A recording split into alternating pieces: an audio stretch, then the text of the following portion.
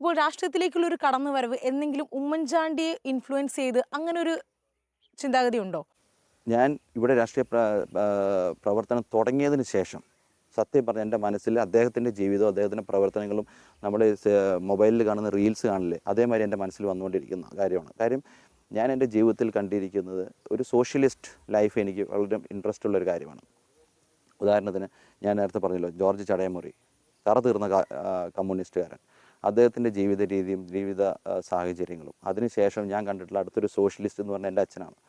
ഡോക്ടറാണ്. സാധാരണ ഗവൺമെൻറ് സർവീസിലുള്ള ഡോക്ടർമാർ കൈക്കൂലി എന്നല്ല, കൺസൾട്ടേഷൻ ഫീ അതെല്ലാം മേടിച്ച് അത്യാവശ്യം പണം സമ്പാദിച്ച് വയ്ക്കും. എൻ്റെ അച്ഛൻ ഇന്നേ വരെ ഒരു 10 രൂപ ഒരു പേഷ്യൻറ്റിന് വാങ്ങി ഞാൻ കണ്ടിട്ടില്ല. വീട്ടിൽ ഫ്രീ സർവീസ് മാത്രമേ നടന്നിട്ടുള്ളൂ.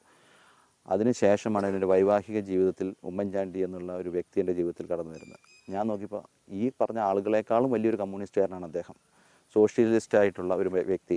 രാത്രി 2 മണിക്ക് പോലും ഒരു സാധാരണക്കാരനെ ചീഫ് മിനിസ്റ്ററിൻ്റെ ക്ലിഫ് ഹൗസിൽ വന്ന് കോളിംഗ് ബെൽ അടിച്ച് ചീഫ് മിനിസ്റ്ററെ വിളിച്ചെഴുന്നേൽപ്പിക്കാമെന്നുണ്ടെങ്കിൽ എനിക്ക് തോന്നുന്നു ഈ ലോകത്ത് ഉമ്മൻചാണ്ടി മാത്രമേ ഉണ്ടാവുള്ളൂ. ഇനി വേറെ ആരും ഉണ്ടാവാനും പോകുന്നില്ല ഭാവിയിൽ. സാർ, ഇപ്പോൾ ഈ 2020 ഒരു കടന്നുവരവ്, ഇപ്പോൾ സാറ് തന്നെ പറഞ്ഞു, ഇപ്പോൾ കല്യാണത്തിന് ശേഷമാണ് ഇപ്പോൾ ഉമ്മൻചാണ്ടിയായിട്ടൊരു ബന്ധമൊക്കെ ഉണ്ടാകുന്നത്. അപ്പോൾ ഇപ്പോൾ നമുക്കറിയാം, ഇപ്പോൾ മറിയാമ്മൻ്റെ കാര്യം എടുക്കുകയാണെങ്കിൽ അദ്ദേഹം പോലും ഇപ്പോൾ തെരഞ്ഞെടുപ്പിൽ ഉണ്ടാകും, സ്ഥാനാർത്ഥി പട്ടികയിൽ ഇടം പിടിക്കും, അങ്ങനെയുള്ള നിരവധി അഭിപ്രായങ്ങളൊക്കെ ഞങ്ങൾ കേട്ടതാണ്. അപ്പോൾ അങ്ങനെ മറിയാമ്മൻ കൂടി ഇത്തരത്തിലൊരു സ്ഥാനാർത്ഥിയാവുകയാണെങ്കിൽ അത് നിങ്ങളുടെ ഇടയിൽ ഒരു ചർച്ചയാവാൻ ഇടയുണ്ടോ? സ്ഥാനാർത്ഥിയാവുകയാണെങ്കിൽ മാത്രമല്ല, നാളെ മറിയാമ്മൻ MLA ആയിട്ട് വന്നാൽ പോലും ഞങ്ങളുടെ ഇടയിൽ ഒരു രാഷ്ട്രീയ ചർച്ച ഉണ്ടാവില്ല. കൊടുങ്ങല്ലൂരിലെ UDF സ്ഥാനാർത്ഥിയുടെ പ്രചരണത്തിന് വേണ്ടിയിട്ട് വന്നു കഴിഞ്ഞാൽ, സപ്പോസ് വന്നാൽ അത് അവരുടെ അത് പൊളിറ്റിക്കൽ റെസ്പോൺസിബിലിറ്റിയാണ്. അത് നമ്മൾ അപ്രീഷിയേറ്റ് ചെയ്യണം. ആഗ്രഹം ഉണ്ടായിരുന്നു എപ്പോഴെങ്കിലും?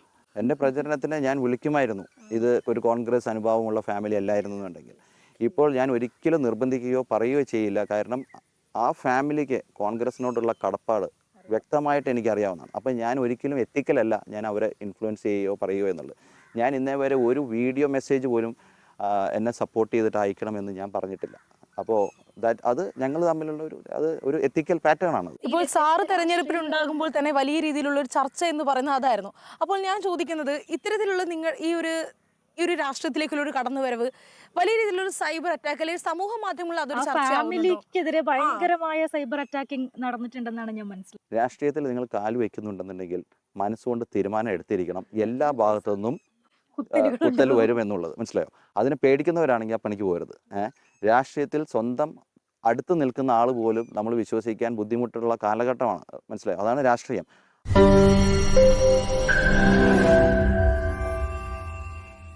ലോകത്തെവിടെയായാലും ഏത് സമയത്തും 24 വാർത്തകളും ഓഗ്മെന്റഡ് റിയാലിറ്റി പാക്കേജുകളും എക്സ്പ്ലെയിനറുകളും വിശദമായി കാണാൻ ഞങ്ങളുടെ YouTube ചാനൽ നിങ്ങൾക്ക് സബ്സ്ക്രൈബ് ചെയ്യാം.